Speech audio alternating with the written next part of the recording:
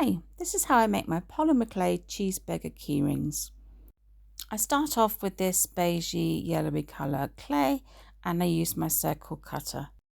I want to use a cutter so that I get a nice even size on all my balls. Once I've done that, I'm going to roll them into balls and I'm going to shape them into the buns. I'm going to take half of the balls and I'm going to put them underneath an acrylic plate just to flatten them down. And the other half I'm going to flatten with my fingers. You'll see this in just a second. The reason I've done this is the bottom half of my buns is where I'm going to put all the in fillings, and then the tops I want to have a nice domed top. So I'm using my fingers here, leaving it higher in the center and smaller at the edges. And I've done it for all 5. Now I'm just going to pop them out of the way.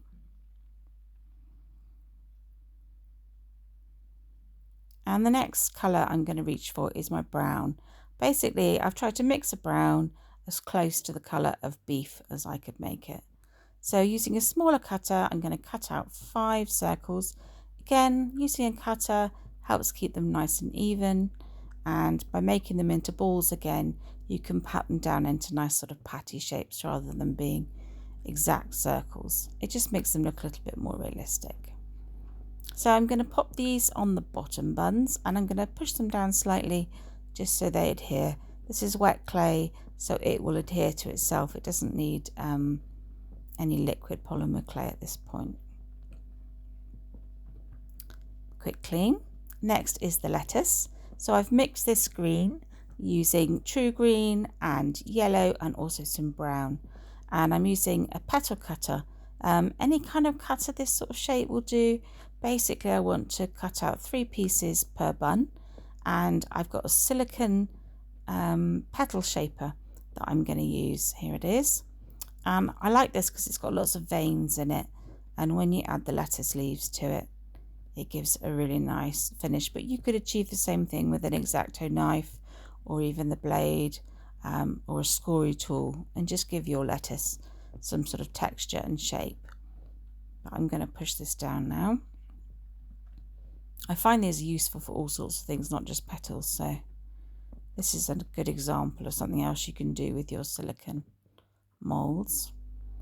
And I'm going to lift this out. I'm going to put 3 on each patty. Again, I don't need liquid clay because this is wet clay on wet clay, and each time I give it a press down, it does adhere. So next we're going to add tomato. So I've got some red here. This is just true red, and I'm rolling it out with an acrylic roller. It's helpful to give you a nice, as you can see, a really nice symmetrical shaped sausage. Cut the end piece, you don't want that one, and then just cut it into circles. It's good every now and then to roll it. Here I go, there we are. And each time I roll it, it sort of helps it keep its shape and stops it becoming very oblongy. I'm going to put 3 tomato pieces on each bun, basically in the gaps where you can see between the lettuce leaves. There's sort of little gaps on the patties, so I'm going to put them in there. So I'm flattening them down with my finger, and then I'm just going to add 3 in the little gaps. You just want the edges to be peeking out of the side of your burger. There they all are done. So the next thing I'm going to mix is my gherkin, and I take a piece of green, and you can see I've just added some yellow to it. All I'm doing is rolling it, twisting it and rolling it, twisting it and rolling it. And after a while you basically get green that's got yellow stripes in it on the outside, and when you cut into that and you put them in the burger, they just look like the sides of gherkins. It's quite simple and easy to do.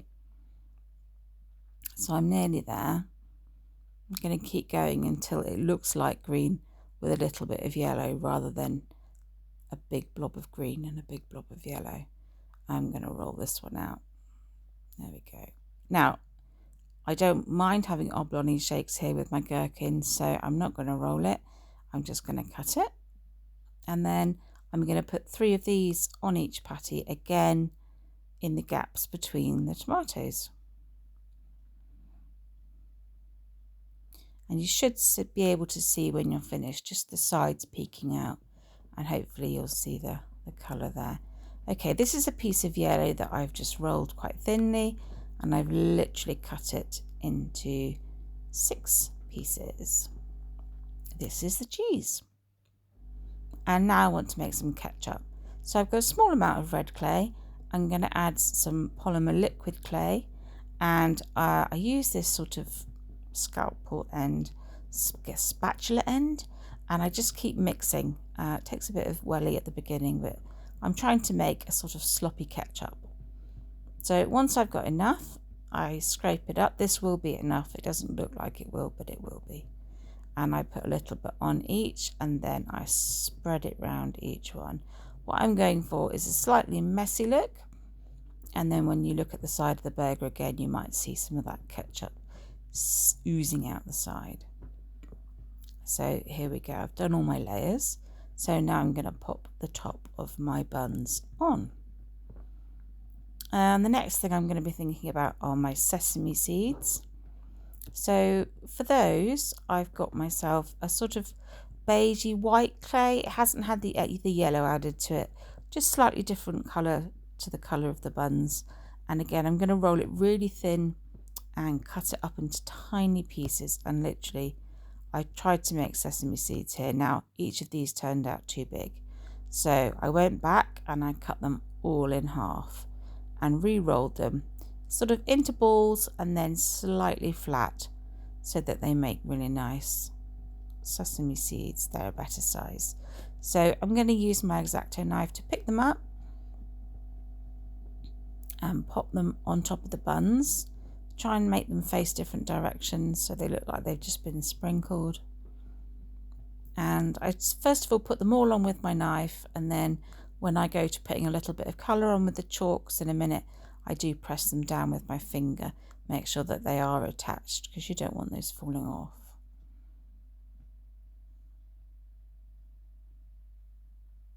It's good to fill in any gaps that you can find.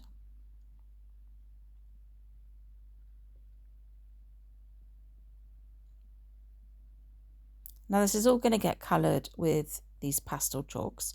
So I chose a yellow and 2 browns. And I'm literally going to use my knife just to scrape along the edge to get a little bit of that chalk onto my tile. And then I'm just going to use a regular paintbrush. I'm going to start with the yellow and slowly go around adding colour to the top of the buns. There's me pressing down my sesame seeds. Top of the buns, and also I go around the bottom of the buns. I start with the yellow, and then as you would if you cooked anything in the oven, I go in with then the darker colours and just show that certain patches are more cooked than others. It gives it a nice realistic look. It does mean that we will need to glaze these when they come out of the oven, because we've added a colour on top of the Fimo. Fimo itself doesn't need to be glazed, it can be left unglazed, but if you add anything in colour onto the top, then you do need to seal it in with something, i.e. resin or just a glaze. I'm just going to use a simple Fimo glaze on these ones. So here I am adding the brown. So those sesame seeds will get a bit of colour on, but you'll also still see that they're seeds, and it just gives it a realistic look.